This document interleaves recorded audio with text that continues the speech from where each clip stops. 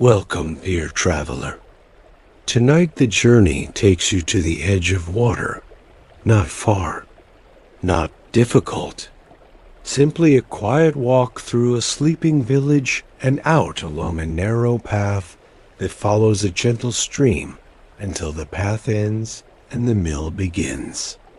You will hear it before you see it. A soft rhythmic turning. Water meeting wood. Wood meeting water. The oldest sound a mill can make. Patient. Constant.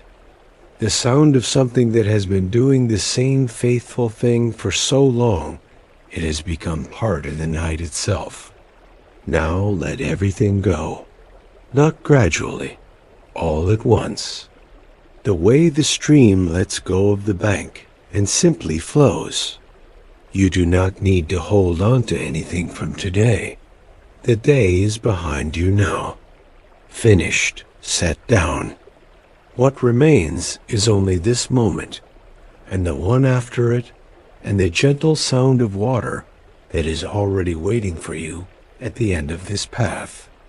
Find your most comfortable position.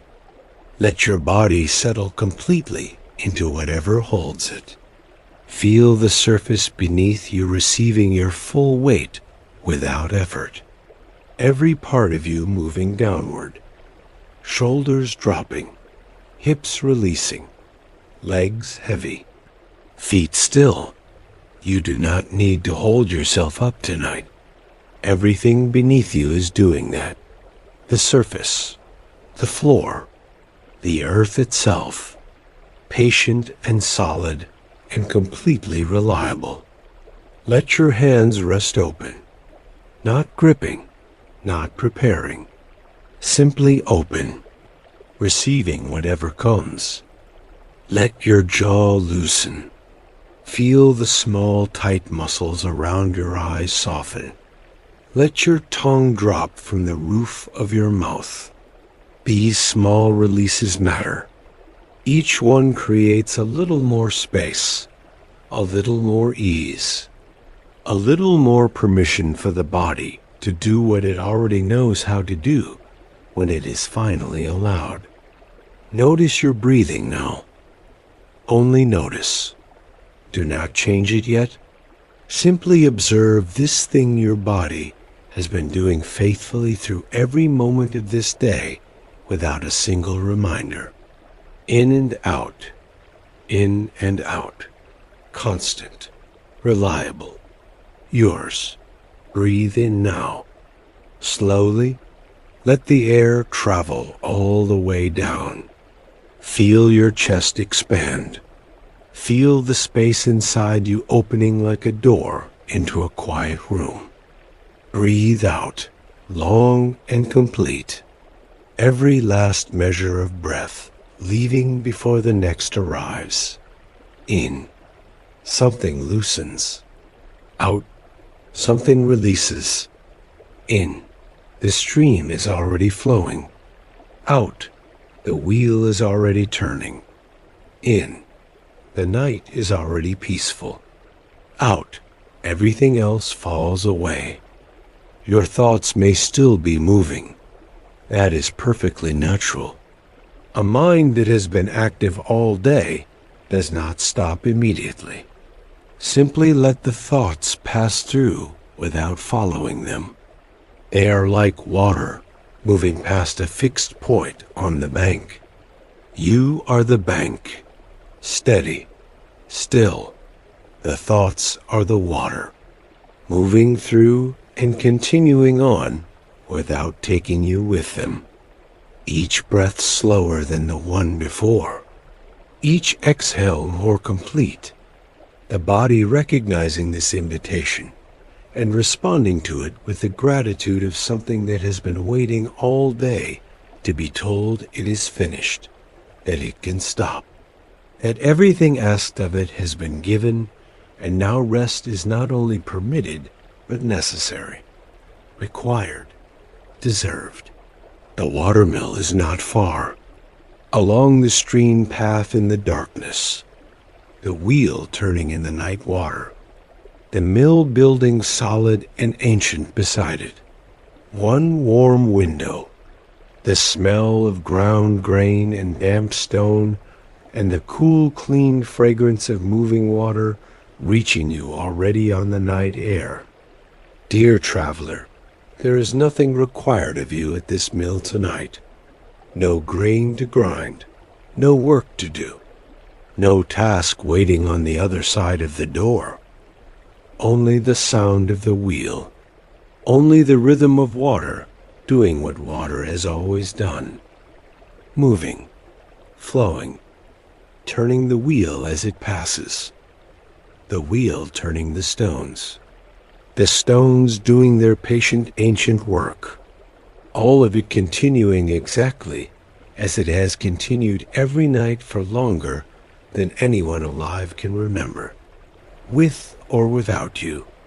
And tonight, with you. Holding you in its rhythm, the way the stream holds the wheel. Steadily, completely, without effort. Breathe in. The water is close now. Breathe out. The wheel is turning. Breathe in. The night is deep and still. Breathe out. The path is just ahead. One more slow breath, filling every part of you with this readiness, this opening, this willingness to be carried somewhere ancient and peaceful and deeply restful. And now we begin, quietly, gently, following the sound of the water into the night.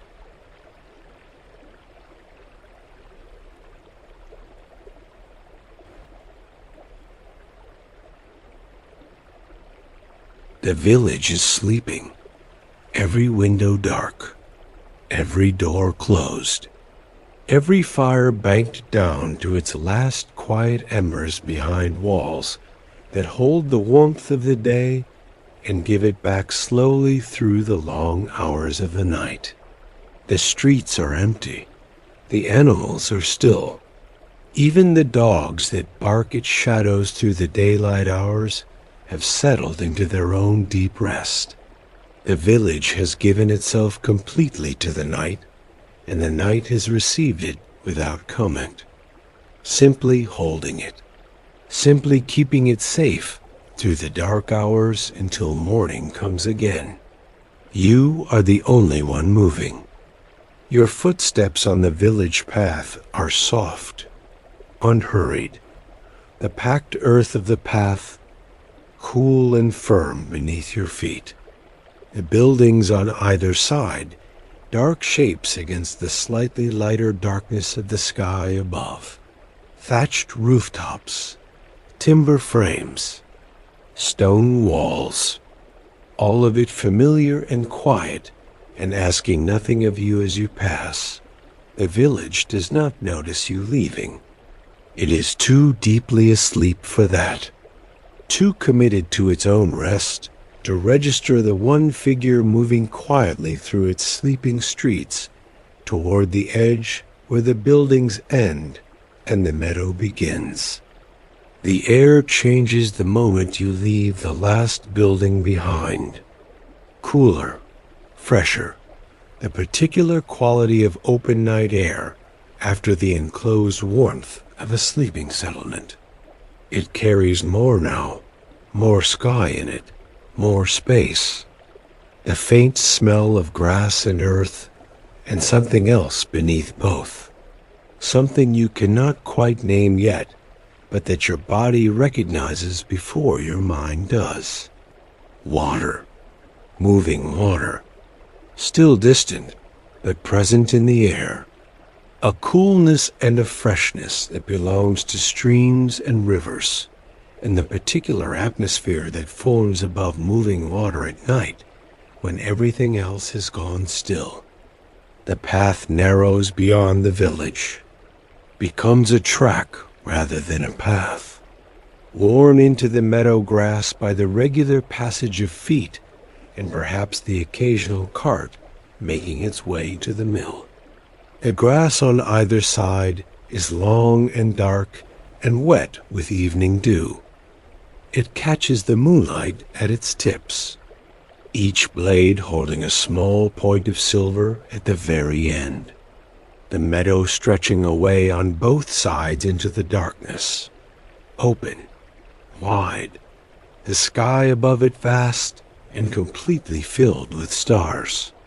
The stars tonight are extraordinary, every one of them visible in the clear night air. No cloud anywhere, no haze. Simply the full, honest sky showing everything it has. The thick river of the Milky Way running from one horizon to the other. Clusters and scattered points and the occasional single star burning more brightly than its neighbors. All of it motionless to the eye, and yet moving, turning slowly above the meadow and the sleeping village and the dark stream path with the same patient certainty that everything vast and ancient moves. Too slow to see, too constant to doubt. You walk beneath this sky and feel the size of it. Not uncomfortably. The size of the sky at night in an open meadow is not a frightening thing when you are at peace. When the day is finished and the body is moving slowly and the mind has begun to quiet, then the size of the sky becomes something else entirely, something that puts the smallness of everything carried in its proper place. The worries of the day, the tasks undone, the thoughts that circled through the afternoon without resolution, all of it small, all of it the right size when seen from beneath a sky this large. The sky does not diminish these things unkindly. It simply provides the correct proportion, and in that proportion, everything becomes manageable. Everything becomes the right size to set down. The sound reaches you before the sight, a soft rhythmic turning, steady, unhurried, the creak of wood and the splash of water, meeting each other in a pattern that repeats exactly every few seconds and has been repeating in exactly this way since the mill was built.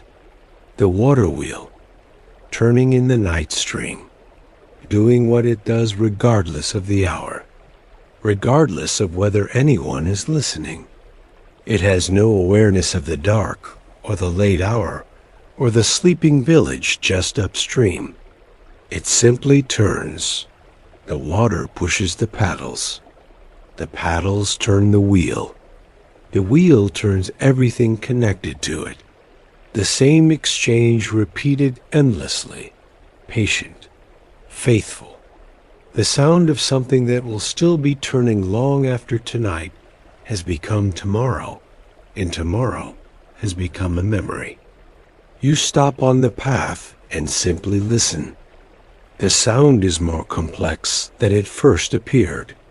Beneath the rhythmic creak of the churning wood, there is the water itself, the stream, moving constantly, its sound layered.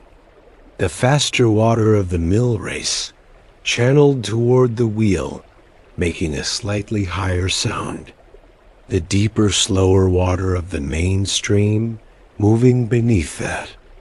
And beneath both, the almost inaudible sound of water over smooth stones on the stream. 3 layers of the same element moving at different speeds through the same night. The wheel turning through all of it, lifted by one layer, pushed by another, dipping into the third with each rotation. The path curves toward the stream now.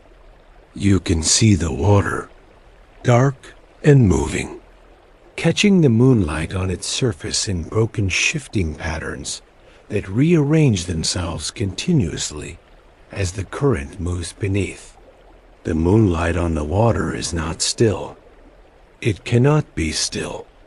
The stream will not allow it. Every reflection immediately remade. every silver point immediately replaced by another. The same light, always different. The stream making the moonlight restless and beautiful simultaneously. Dear traveler, stop here for a moment at the stream edge before continuing toward the mill.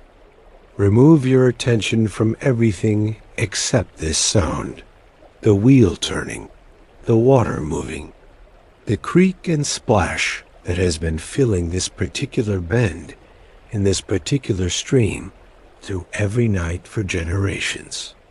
Let it enter you the way the cool water smell has already entered you, through every breath, without effort, simply by being here and being open.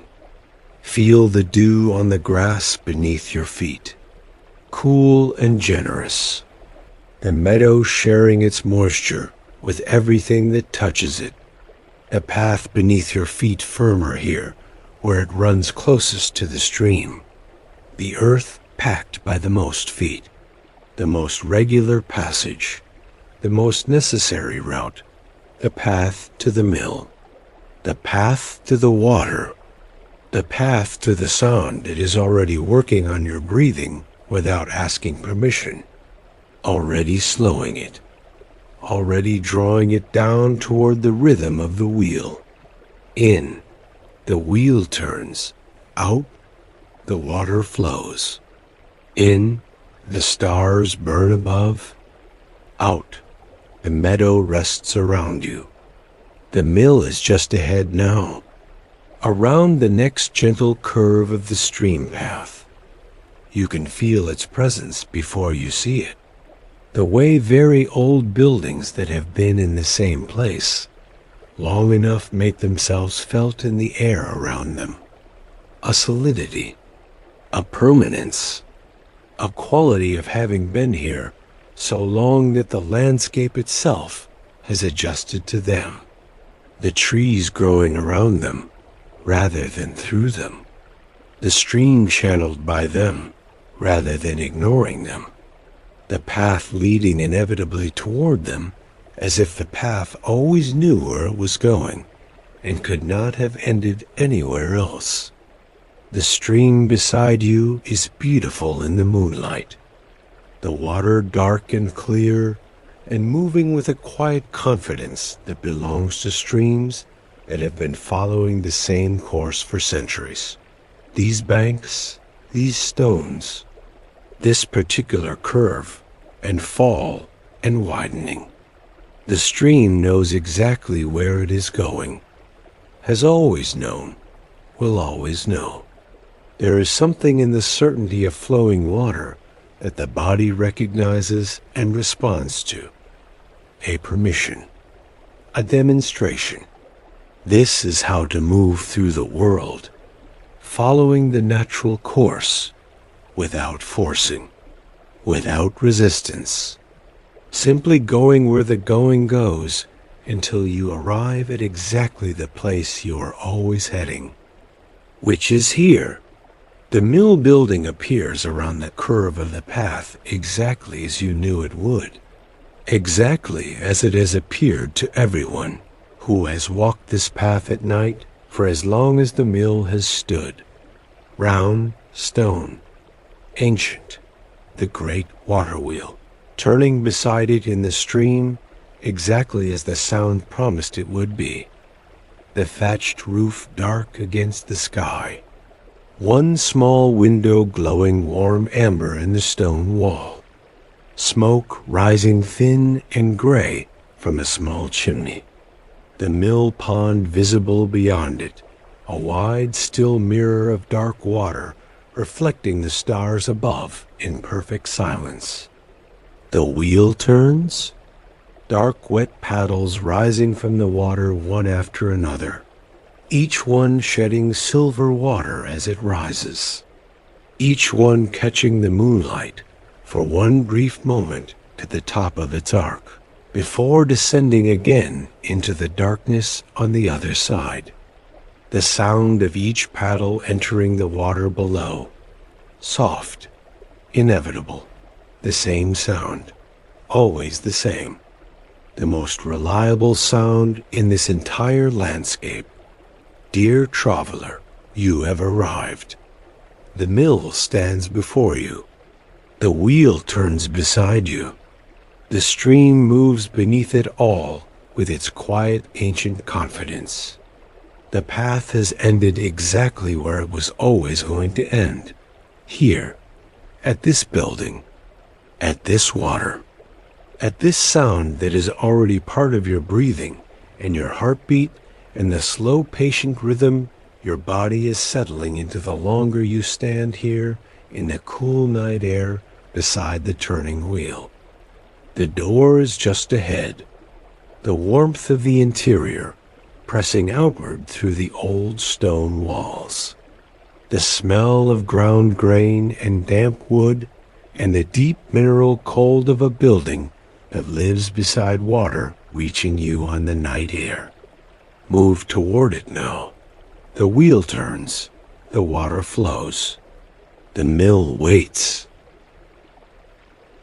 The door is oak, heavy and dark and worn at its edges by the hands of everyone who has ever pushed it open, which is to say, by the hands of a great many people across a great many years.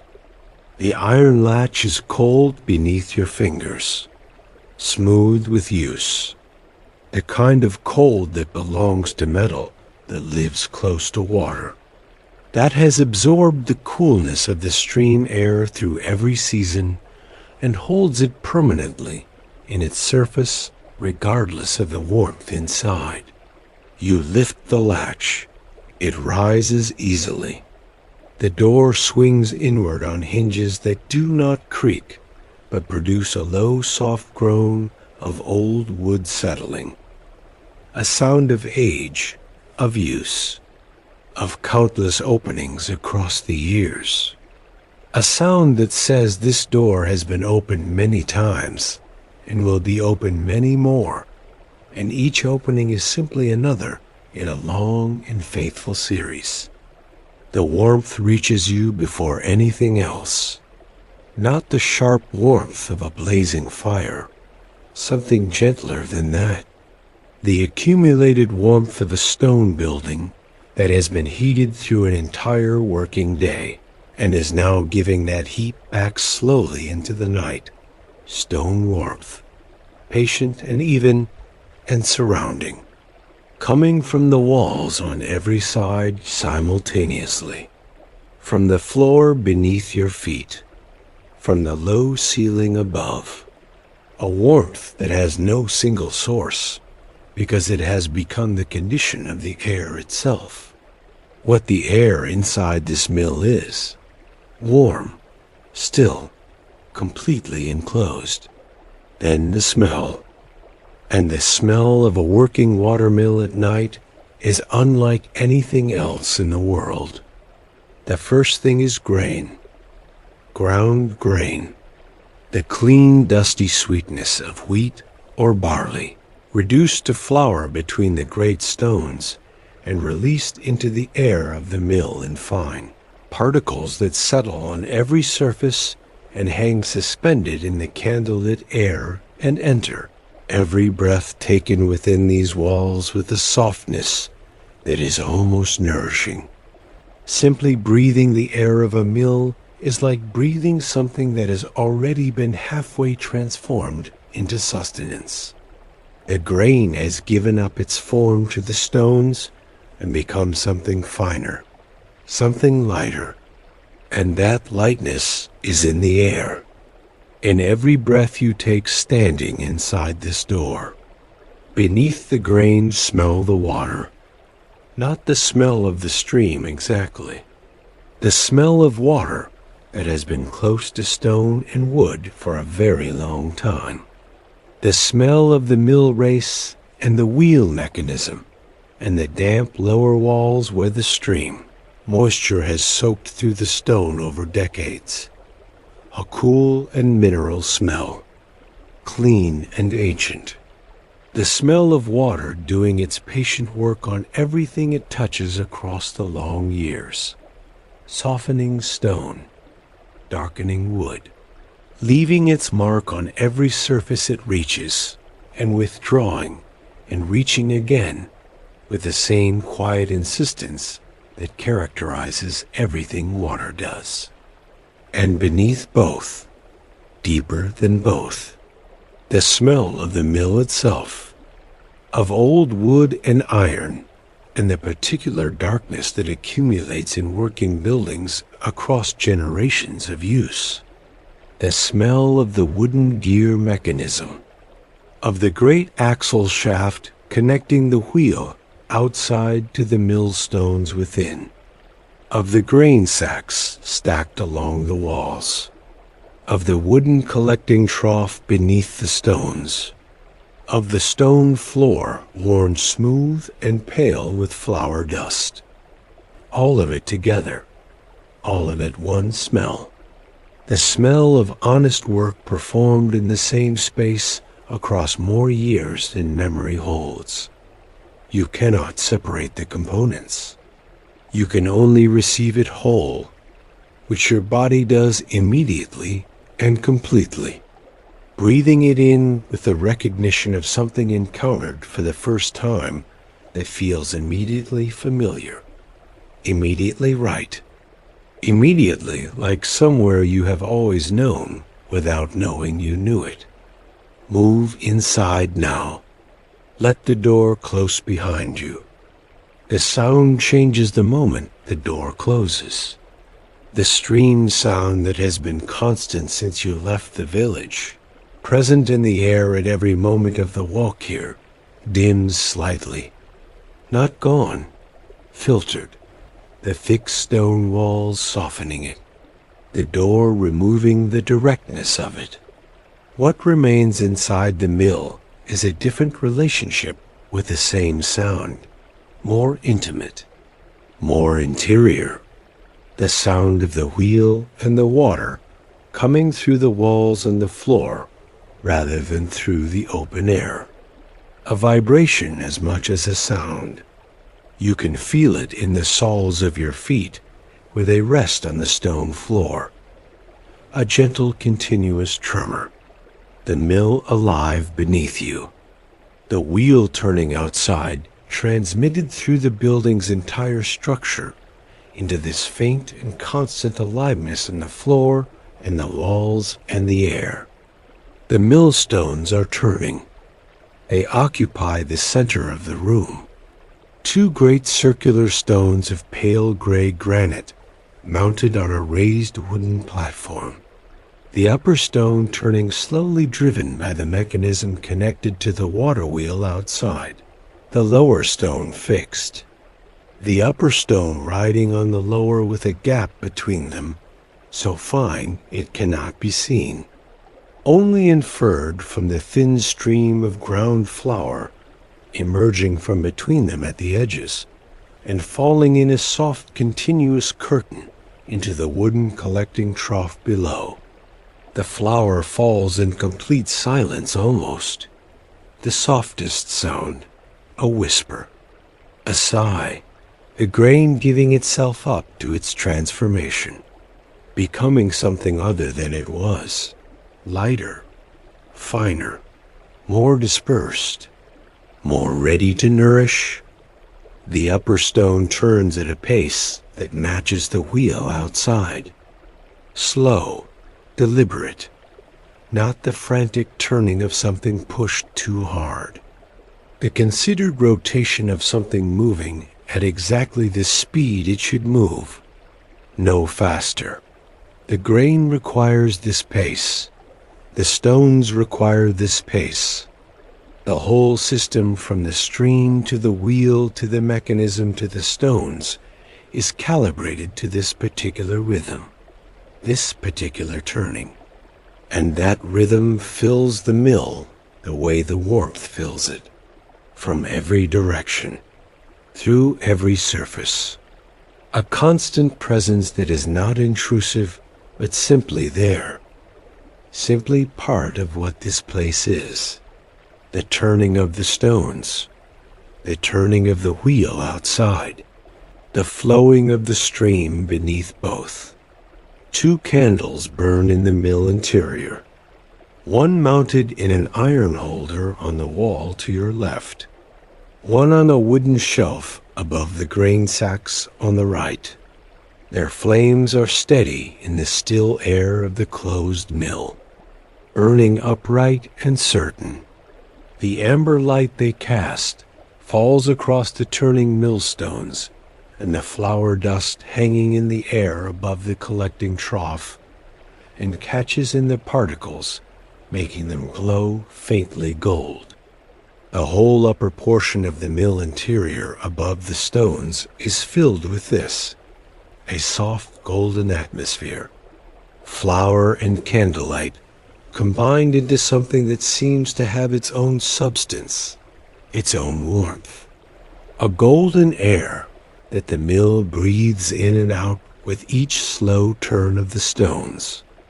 The walls are stone, thick and old, and slightly damp on the lower courses, where the stream moisture reaches them. The upper walls drier, coated in a thin pale layer of accumulated flour dust that catches the candlelight and gives them a warmth they would not have otherwise. The ceiling beams overhead are dark, oak, heavy, the flour dust on them too, but darker here from the years of candle smoke that has risen from the flames below and settled into the grain of the wood. Dark wood and pale flour dust, and the amber light between them. The ceiling of the mill is its own small world. The wooden gear mechanism occupies the far wall. This is the heart of the mill, the connection between the turning wheel outside and the turning stones inside. A series of wooden cogwheels with hand-carved teeth meshing, together in a sequence that transmits the rotation of the waterwheel through the wall and converts it into the turning of the upper millstone. The gears are large, the teeth worn smooth where they mesh from years of contact. The whole mechanism dark with the oil that has been applied to it across the decades to keep the wood from drying and splitting. It turns slowly and continuously and produces a sound that is part of the mill's voice. A low rhythmic knocking as the gear teeth engage and release. Engage and release. The same sound repeating with the same interval every time. Perfectly reliable. Perfectly constant. Dear traveler, stand here in the center of the mill and let all of this reach you at once.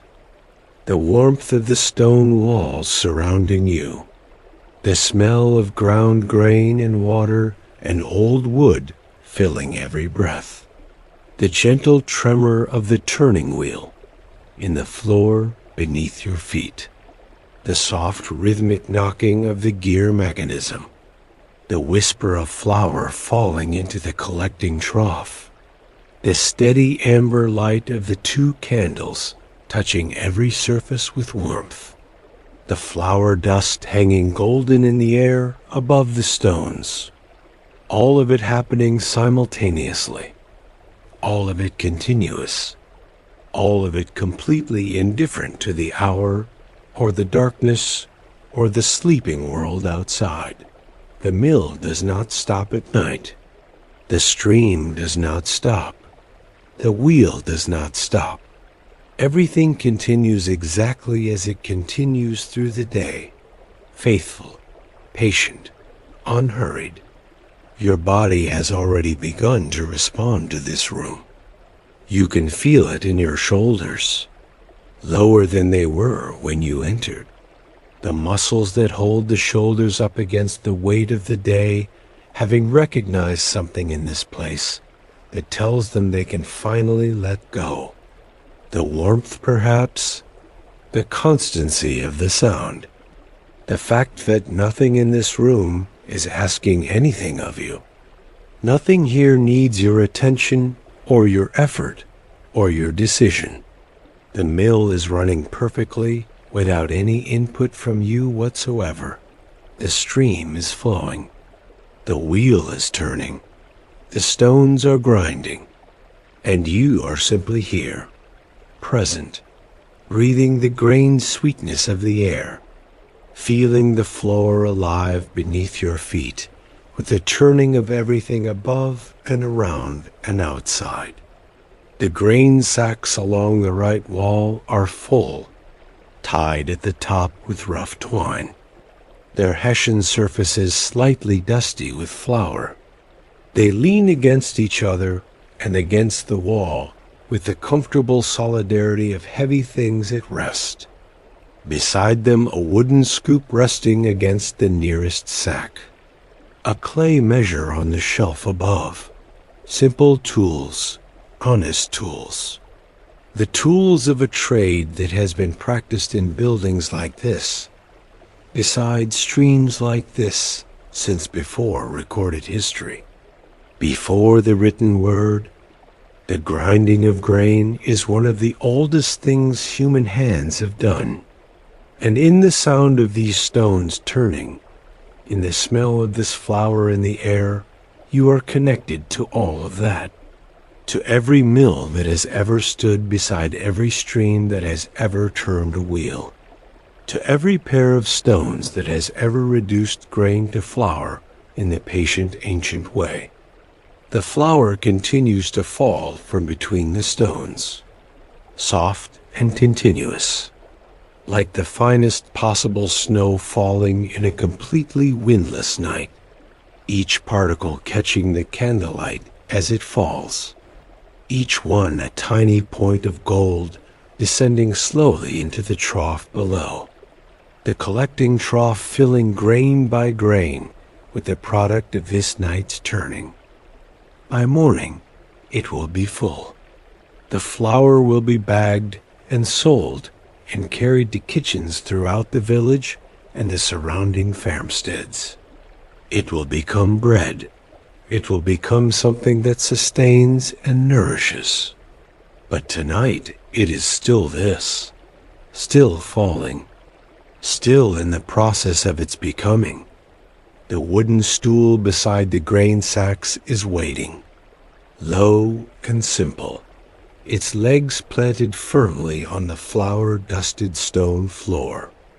A seat worn smooth by the miller sitting here across countless evenings, watching the stones turn and the flour fall and the candles burn, and listening to the wheel outside doing its faithful work in the night stream. Countless evenings of exactly this, of simply being present in the warm grain-scented air while the mill ran itself and the night passed quietly outside. Dear traveler, find that stool and sit down on it now. Let it receive your weight completely. Feel the warm wood beneath you, solid and smooth and warm from the warmth of the room. Let your back rest against the cool stone wall behind it. Feel the contrast, the warm air, the cool stone, the two together creating something that is neither too warm nor too cool, but exactly right. Exactly what a body settling toward rest requires. The wheel turns outside, the stones turn within, the flour falls, the candles burn, the warm grain air moves in and out with every slow breath you take, and the sound of the stream beneath all of it, constant, patient, flowing on through the night, toward wherever streams go when the night is done. The stool has accepted your weight completely. What was wood before is now simply the surface beneath you, warm and solid and fitted to your presence, the way all worn things eventually fit themselves to the people who use them most. The wood has given up its coolness to you and taken on your warmth in return, and the exchange has happened so gradually and so completely that you cannot now say where the wood ends and the warmth of your body begins. They are the same temperature, the same stillness. Two things that were separate when you sat down and are now simply one warm and resting thing in the amber candlelit air of the mill. Your back rests against the stone wall. The stone is cool against your spine, not uncomfortably, pleasantly. The contrast between the warm air of the room touching the front of you and the cool stone touching the back, creating a balance, a calibration. The body held between two temperatures and finding in that holding a particular quality of ease that neither temperature alone could produce. The coolness of the stone keeps you present. The warmth of the air draws you inward.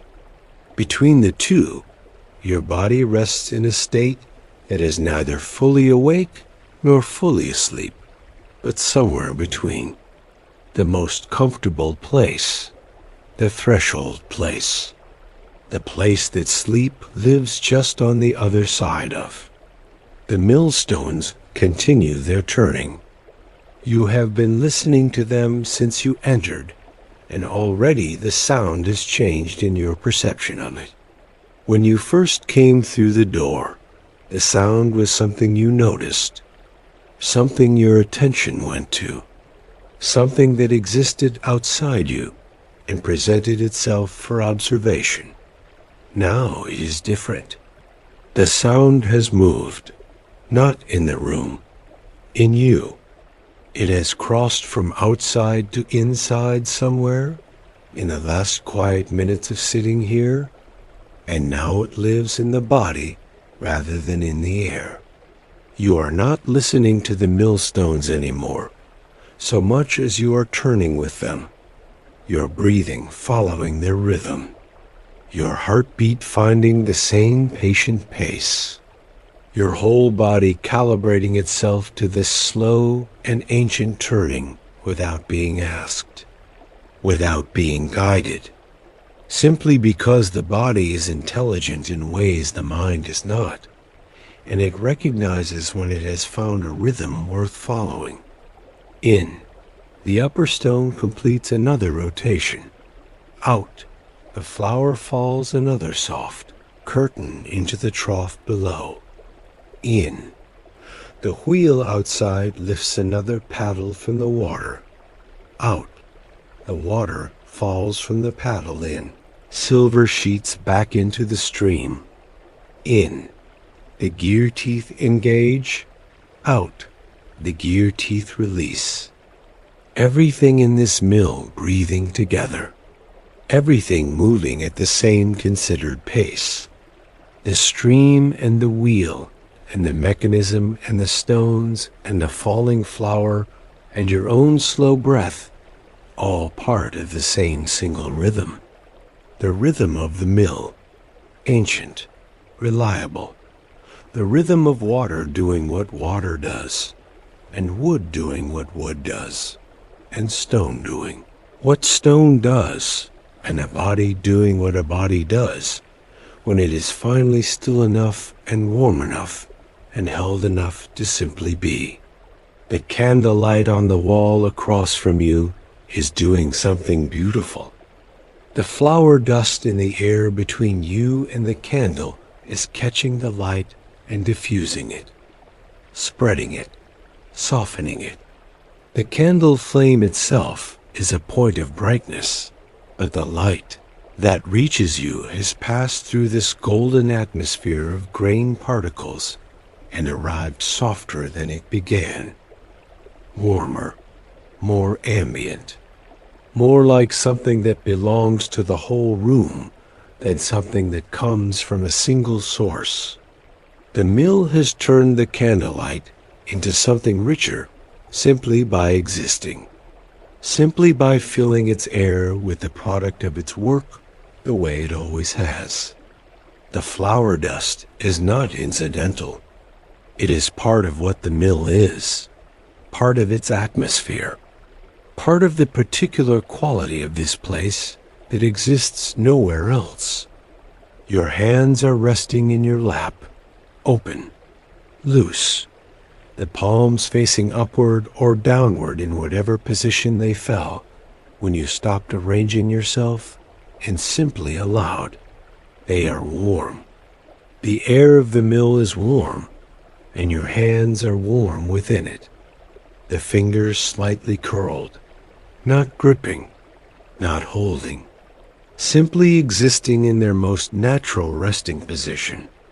The position hands return to when everything asked of them has been done, and they are given permission to simply be hands, simply be warm, simply rest in a lap in a warm mill beside a turning wheel at the deep end of a quiet night. The smell of the ground grain is very present now. You have been breathing it since you entered, and the nose has passed through the stage of noticing it and arrived at the stage of simply receiving it as the nature of air in this place. It is what air is here, sweet and dusty and clean and slightly warm. The smell of grain releasing its inner substance, of wheat or barley giving up its hardness to the patient grinding of the stones, becoming something more dispersed, more available, more ready to nourish whoever receives it. You are receiving it now with every breath. The flour dust entering your lungs in quantities too small to feel but real. You are breathing in the product of this mill's work tonight, taking it in with each slow inhale. And there is something in that which feels like communion, like participation, like being part of the same ancient process that this stream and this wheel and these stones have been sustaining since the mill was built. Beneath the grain smell, the water smell is constant. The particular coolness of it rising through the floor from the stream below. The mill is built over the water in the way that mills must be, the stream passing beneath it, the wheel turning in it beside it, the moisture of the water always present in the stone of the lower walls, always in the air, the mill and the stream inseparable. One cannot exist without the other.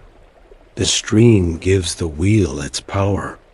The wheel gives the mill its purpose. The mill gives the stream its meaning in this landscape. A relationship so old and so complete that the two things have become one thing. Mill and stream, stream and mill. The sound of one is the sound of the other. You cannot hear the wheel without hearing the water. You cannot feel the floor vibrate without knowing the stream is what causes it. Dear traveler, close your eyes for a moment if you have not already. Let the candlelight become warmth rather than vision, amber behind the eyelids, the soft pulse of it reaching you even through closed eyes. The room is still there. The mill is still turning. The stream is still flowing. None of it requires your eyes. None of it needs to be watched. It will all continue exactly as it is continuing now, regardless of whether your eyes are open or closed. The wheel does not need to be seen to turn. The flour does not need to be watched to fall. You can release your eyes from their work now. Let them rest in the warm darkness behind your closed lids. Let the candlelight be something felt rather than seen. The sound of the gear mechanism is very clear from where you sit. The low rhythmic knocking of the wooden teeth engaging and releasing, engaging and releasing. Each engagement a soft, definite sound, each release a softer echo of it. The pattern never varying, never rushing, never slowing. The same interval between each knock as between all the others, perfectly metronomic. The mill keeping its own time, the stream keeping it, the wheel keeping it. Everything in this building operating on a clock that has nothing to do with the hours of the day or the divisions of human time, operating on the clock of the water, of the current, of the particular volume and speed of this stream on this night, which is the most honest clock there is, the most reliable, the most ancient. Your breathing has slowed considerably since you sat down. You can feel this without measuring it, simply by the quality of each breath, the ease of it, the depth of it, the way each inhale fills you more completely than the last, the way each exhale empties you more thoroughly, the body finding its own most efficient rhythm without being directed, without being coached, simply responding to the environment around it, the way a body always responds when it is given what it needs.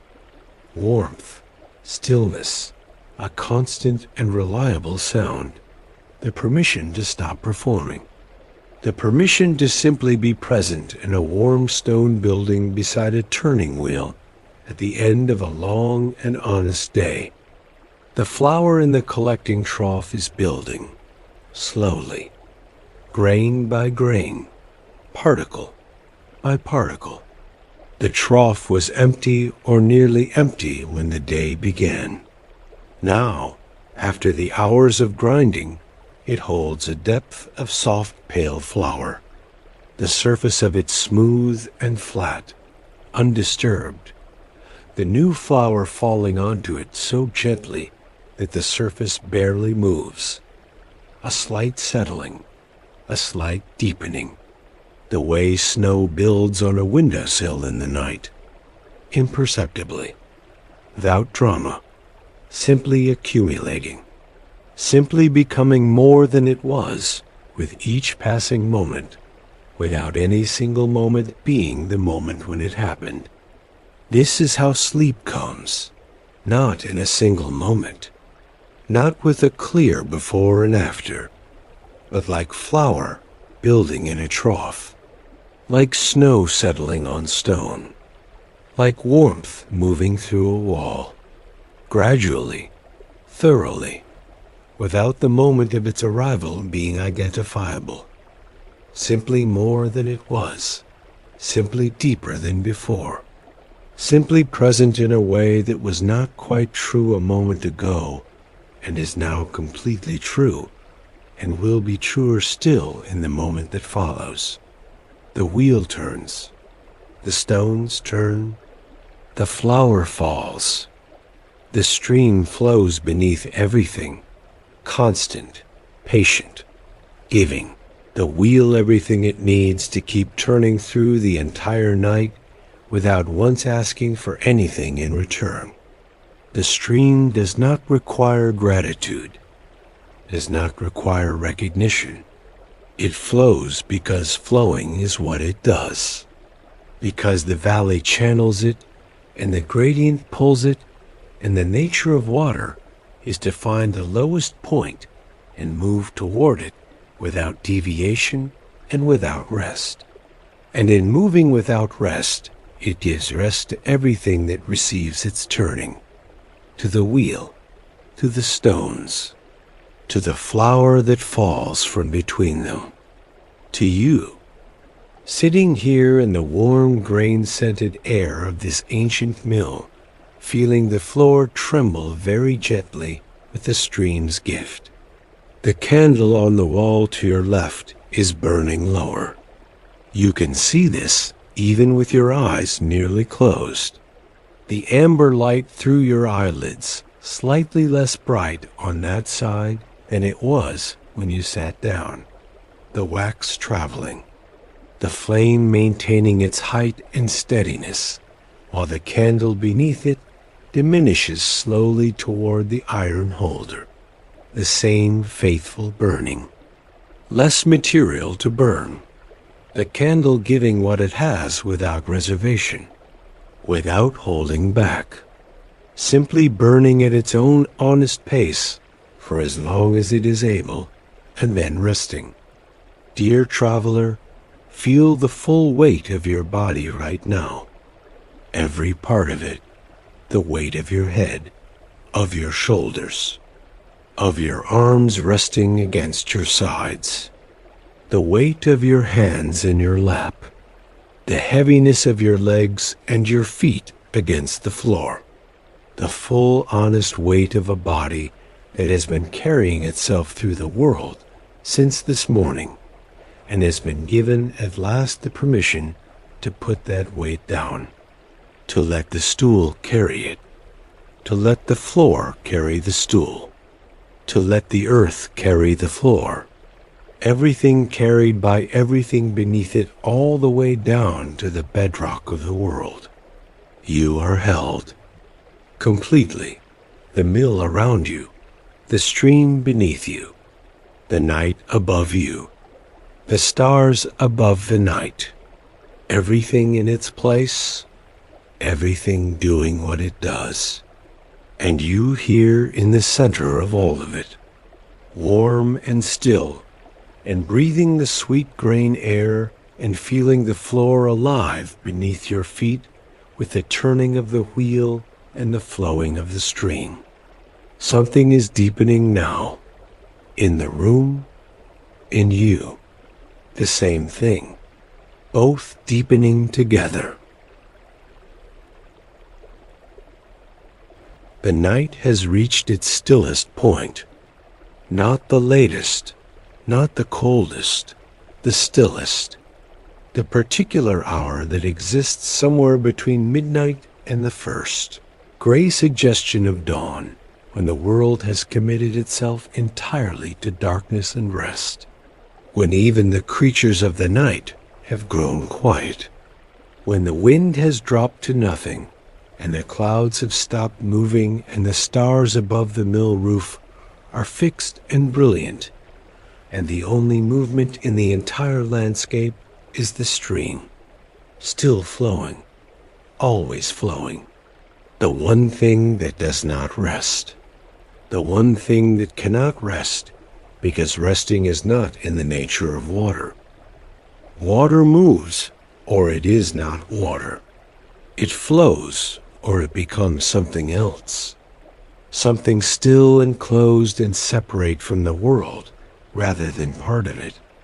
The stream flows, and in flowing, it keeps the wheel turning, and in turning, the wheel keeps the stones moving, and in moving the stones, keep the flour falling, and in falling, the flour keeps the air of the mill sweet and golden and warm, and in being sweet and golden and warm, the air keeps you here, held, breathing, resting on the worn stool with your back against the cool stone wall, and the full weight of your body finally and completely surrendered to everything beneath it.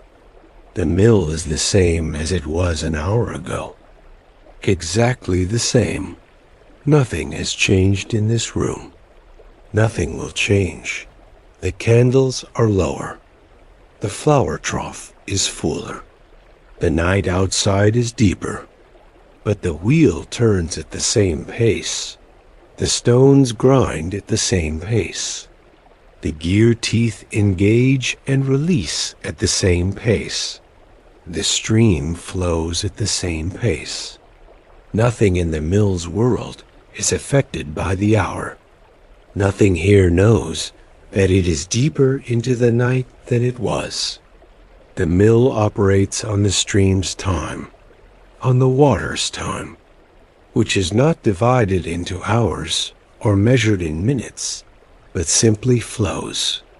One continuous unbroken thing from the moment the first rain fell on the hills that feed this stream to this present moment, and forward without end into every future moment.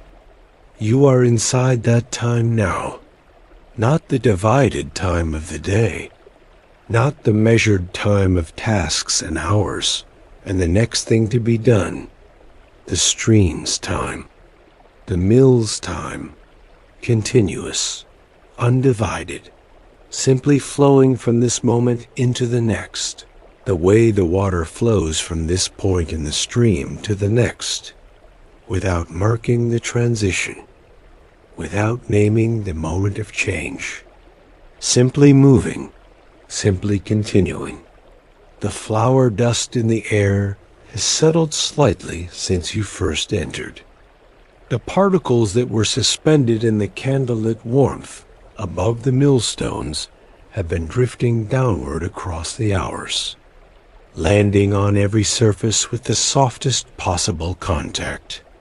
On the grain sacks along the wall, on the wooden gear mechanism across the room, on the floor at your feet, on your hands in your lap. Look at your hands. The faintest coating of pale flower dust on their surfaces. The mill has been marking you in its own way, dusting you gently with the evidence of its work, the way a baker's hands are always lightly dusted with flour, no matter how thoroughly they are cleaned. The mill has made you part of its atmosphere, part of its interior world. And there is something in that small, intimate marking that feels like welcome, like belonging, like the mill acknowledging your presence in the only language it has. The sound of the wheel is different now than it was when you arrived, or your relationship to it is different. Both things may be the same. The sound has gone so deep into you across the hours of sitting here that it is no longer something you hear. It is something you are made of. The rhythm of it is in your heartbeat, in the slow expansion and release of your lungs, in the particular quality of stillness that your body is settled into. A stillness that is not the stillness of something stopped, but the stillness of something moving at exactly the right pace. The pace of the wheel, of the water, of the stones, of breath in a warm and quiet body at the deepest point of the night. The gear mechanism turns in the far wall. You can see it from where you sit with your eyes barely open. The large wooden cogwheels moving their slow and reliable rotation. The teeth worn smooth and dark with oil. The whole assembly ancient and completely dependable. It has been turning in this wall since the mill was built, through every night, through every season, through every year that has accumulated into the decades and the century or more that this mill has been standing beside this stream. The mechanism does not know how long it has been turning. It simply turns, one rotation following another, in the same unbroken chain that connects this moment to the first moment the wheel was set in motion, and the water first pushed the first paddle, and the first rotation began. There is something in that continuity that reaches a very deep part of you, not the thinking part, deeper than that, the part that recognizes pattern, that finds comfort in the reliable, that feels the quality of a thing that has been going on long enough to be trusted absolutely. The stream has been here before the mill. The mill has been here longer than anyone living can remember. The gear has been turning since before your parents were born, before their parents, before the names of the people who built this mill were remembered by anyone. And it will still be turning after tonight, after this season, after many more seasons than can be imagined from the vantage point of this stool in this warm, flower-scented air. You are a brief and welcome visitor in something very long. That thought is not diminishing. It is releasing. The smallness of one night and the long turning of this mill is not a sad thing, but a freeing thing. Your worries are brief too. Your tiredness is brief. Your held tensions and unresolved thoughts and the weight of everything the day put on you, all of it brief, all of it passing, all of it already moving downstream, the way the water moves downstream, away from here, away from now, into whatever comes after this moment, which will also pass and also move on, and also be replaced by the next thing flowing through. A candle on the wall is very low, the flame sitting close to the iron holder now, the wax nearly consumed, the light it gives no less warm for being smaller, no less amber, no less faithful. A small flame and a large flame give the same quality of light, the same warmth, the same color. The smallness of the flame says nothing about its nature, only about how much remains. And what remains is still burning, still giving, still present in this room without reservation or complaint, simply burning at its own honest pace toward its own honest end. The collecting trough is deep with flour now, the soft pale surface of it almost level with the trough's upper edge.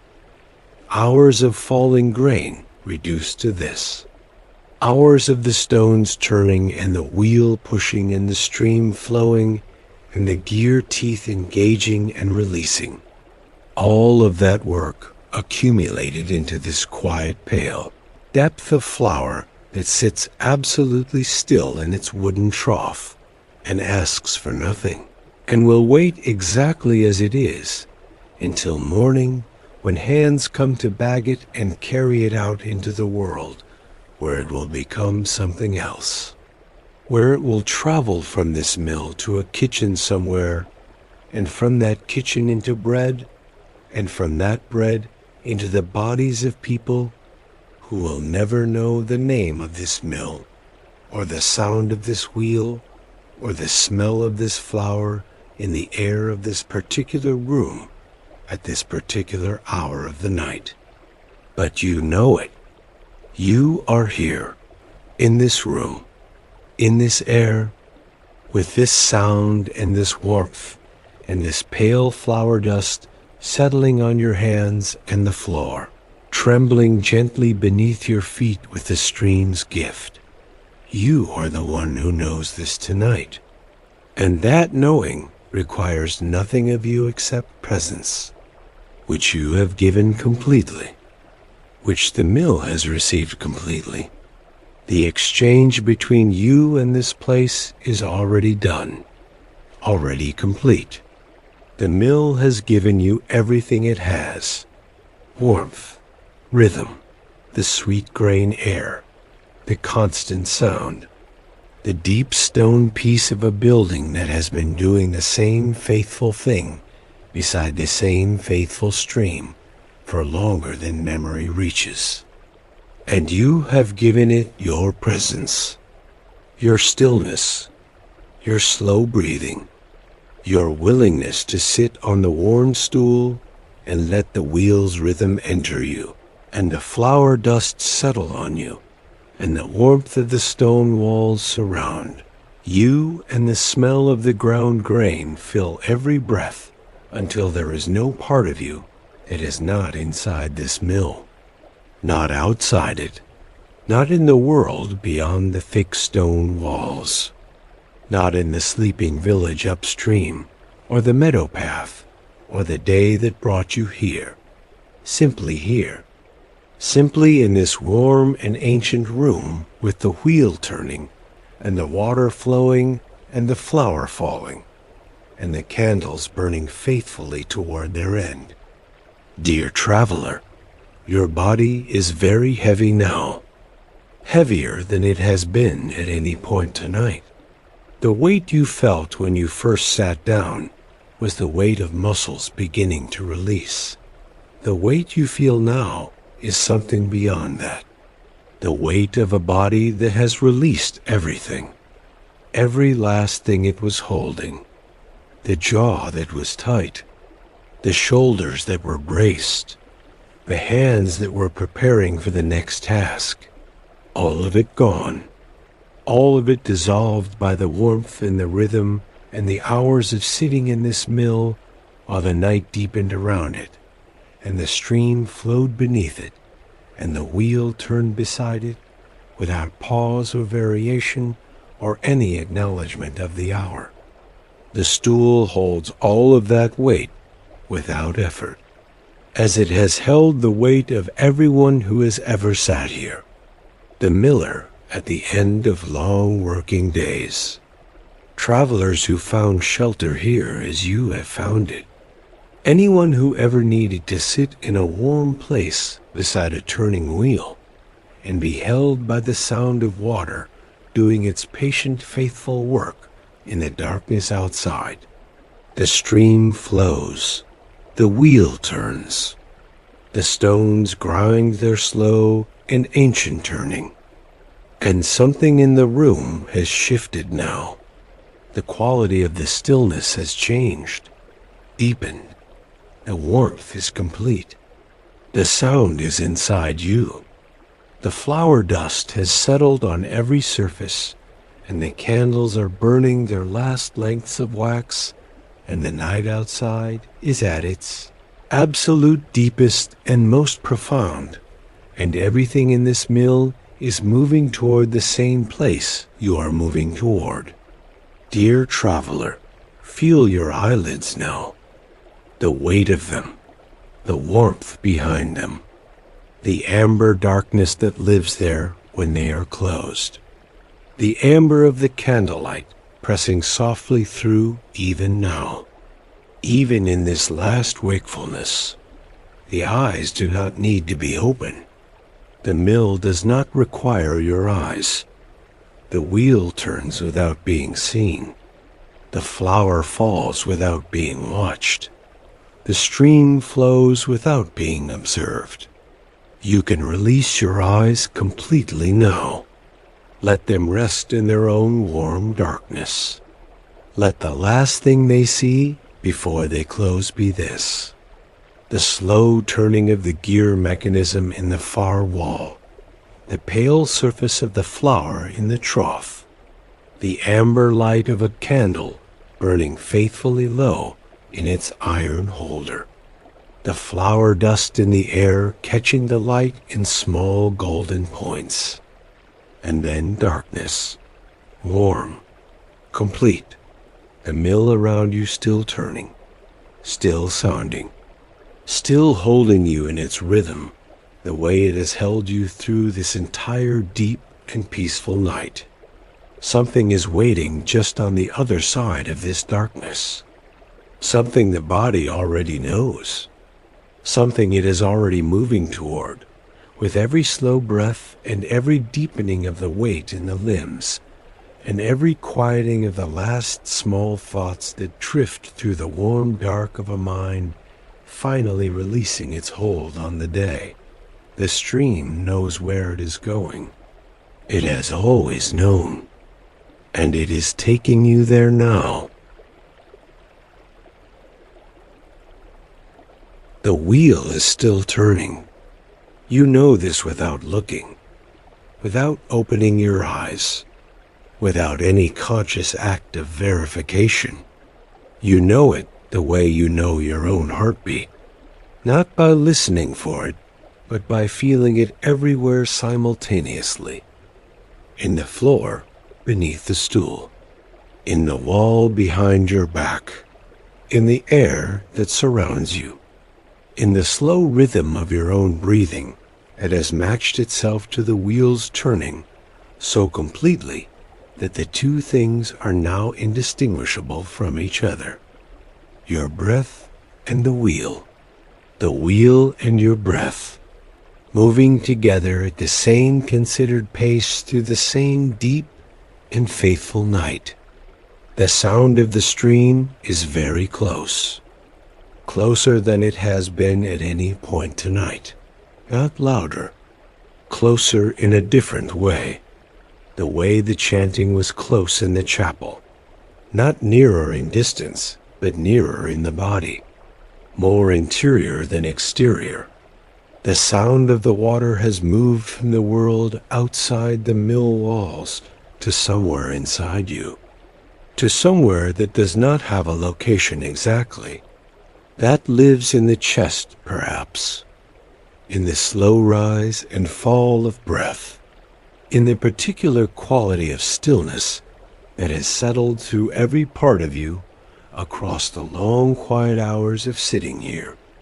The stream is inside you now, flowing through you the way it flows through this valley, following its natural course, moving toward the lowest point, which is rest, which has always been rest, which is where all flowing things are always going beneath all their surface movement and noise and apparent direction. The millstones are turning, slower perhaps than before, or that is how it seems. The perception of pace changing as the mind releases its grip on measurement, on the counting of intervals, on the tracking of how long one thing takes before the next thing follows. The mind is no longer counting, no longer measuring. It has given that up sometime in the last quiet minutes, along with everything else it has been giving up across this entire night. The measuring of time, the tracking of thoughts, the maintenance of the boundary between inside and outside, between self and mill, between the rhythm of breathing and the rhythm of the wheel. All of those boundaries softer now, more permeable, almost gone. Almost. The flower is still falling from between the stones. That soft, continuous whisper, the finest possible sound. Grain releasing itself into something lighter, something more dispersed, something that can be carried on the air and received by breath and taken into the body as nourishment. The flower is falling in the darkness of the room. The candle on the wall has burned down to its last small flame. The amber light in the room is very low now, very intimate. The shadows in the corners deep and complete and warm. Not the cold shadows of an empty place. The warm shadows of a room that is full of warmth and sound, and the sweet grain smell, and the gentle trembling of the floor, and the presence of a body finally completely at rest in the center of all of it.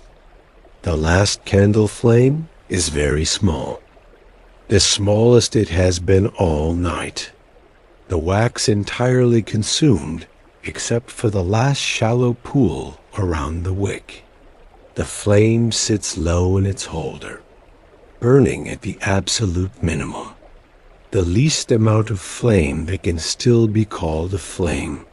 Still amber, still warm, still giving its light to this room without reservation. The smallest offering is still an offering. The last flame is still a flame, and it burns with the same quality of faithfulness that the full candle burned with hours ago. Nothing has changed in its nature, only in its size, only in how much remains to be given, and what remains is still being given, completely, without holding back even now at the very end of its burning. Watch it with your eyes barely open. The tiny flame, the last amber point in the warm darkness of the mill. Everything else in the room in deep shadow now. The millstones barely visible. The gear mechanism a dark shape in the darker wall. The grain sacks along the wall merged into the shadow. the wooden beams above invisible in the darkness above. Only this one small flame, this one warm amber point around which the entire room organizes itself in this last quiet moment. The center of everything, the reason for the light, the reason you can see anything at all in this ancient building beside this ancient stream in this deepest hour of this deep and peaceful night. Your eyes close, not with effort, with release, the last small act of letting go that the night has been preparing for across all its warm and rhythmic hours. The eyes simply stop holding themselves open because there is no longer any reason to hold them open, and the body knows when the last reason for a thing is past and releases it without ceremony, without decision, simply closes, simply rests, the eyelids warm against each other. The amber of the last flame still present behind them as a warm darkness, a darkness that is not absence but presence, the presence of warmth, of the mill, of the stream, of the night that holds everything in its patient arms. The flower dust has settled on your hands. You can feel it even now. The finest possible coating on the backs of your hands and the tips of your fingers. The mill's gift, its marking, the evidence that you were here, that you sat in this place and breathed this air, and felt this floor, and heard this wheel, and received everything this ancient building had to offer across the long, quiet hours of the night. The flower on your hands is real, small, almost nothing, and yet completely real. A physical record of this night, of this mill, of the stream that drove the wheel, that turned the stones, that ground the grain, that became this dust that settled here on the backs of your hands while you rested. Dear traveler, feel your breath right now. This one, this particular breath, the one happening now in this moment, in this warm darkness behind your closed eyes. Feel how slow it is, how deep, how completely it fills you on the inhale, and how completely it empties you on the exhale.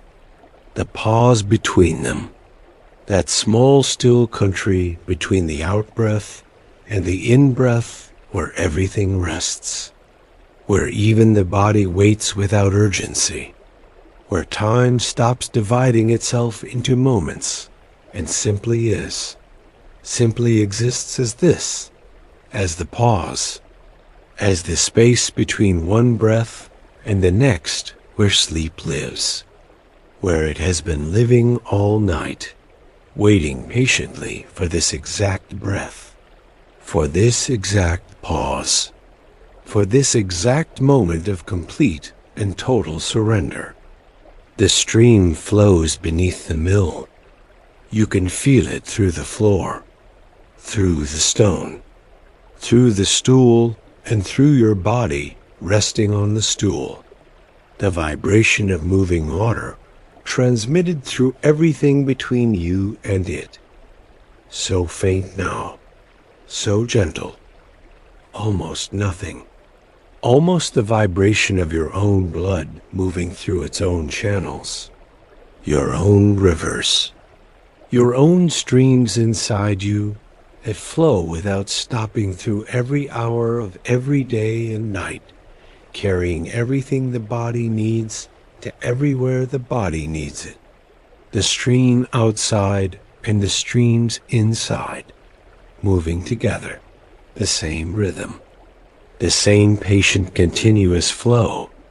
The wheel turns, outside in the dark stream, rising and dipping, rising and dipping, each paddle lifted by the water and carried through its arc, and returned to the water again in the same faithful rotation. It has been making since before you arrived, and will continue making long after you have gone from this stool and this mill and this night. The wheel does not need you to keep turning. It never did.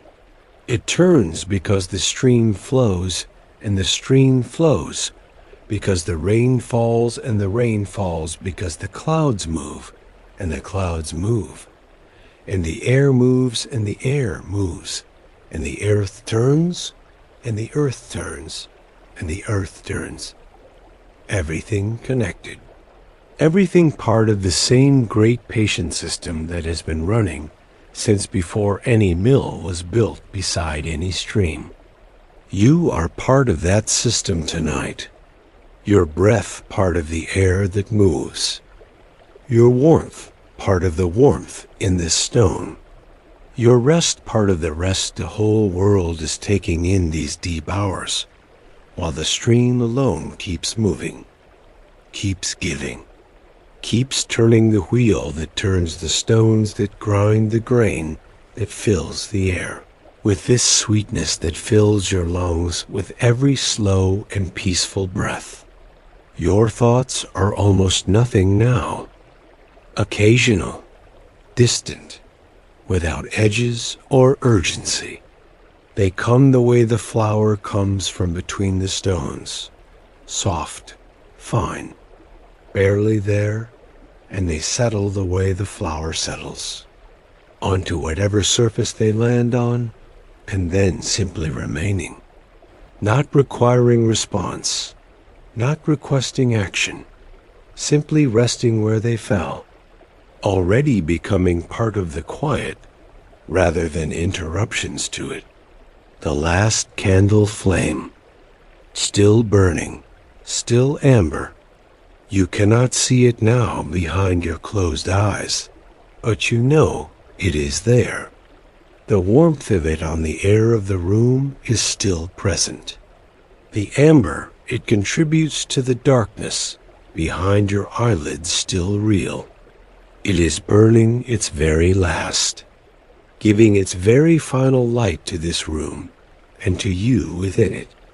And when it goes, it will go quietly, without drama, simply becoming darkness where there was light, simply completing what it was always going to complete, its purpose fulfilled entirely, its burning done.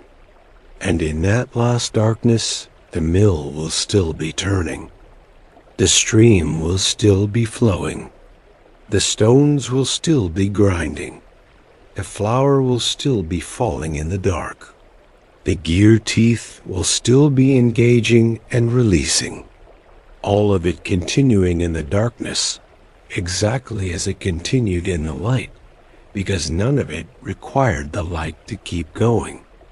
None of it required anything except the stream, which flows, which always flows, which will be flowing when the dawn comes gray and quiet through the small window and finds you here, rested, complete, held through the entire night by the rhythm of the wheel and the warmth of the stone and the sweet grain air of this ancient stream.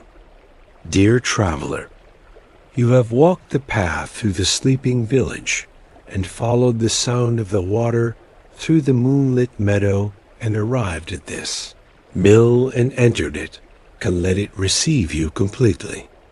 You sat on the worn stool and let the flower dust settle on your hands and the warmth of the stone walls surround you, and the rhythm of the wheel enter your breathing and slow it down to this. To hear, to the last breath before sleep, takes you fully and completely into its own warm darkness, which is deeper than the mill's darkness, and quieter than the mill's quiet, and more complete than anything the waking world can offer. Sleep is here.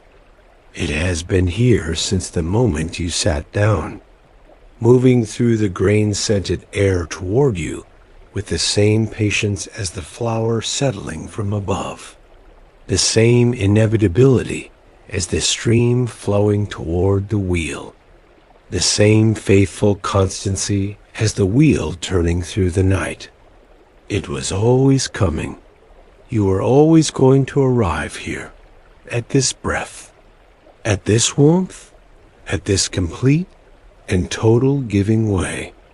The wheel turns, the stream flows, the flower falls in the dark, and you, here, warm, held, breathing the sweet ancient air of a mill that has been offering exactly this to exactly those who needed it since longer than any living memory reaches. Rest now, deeply, completely.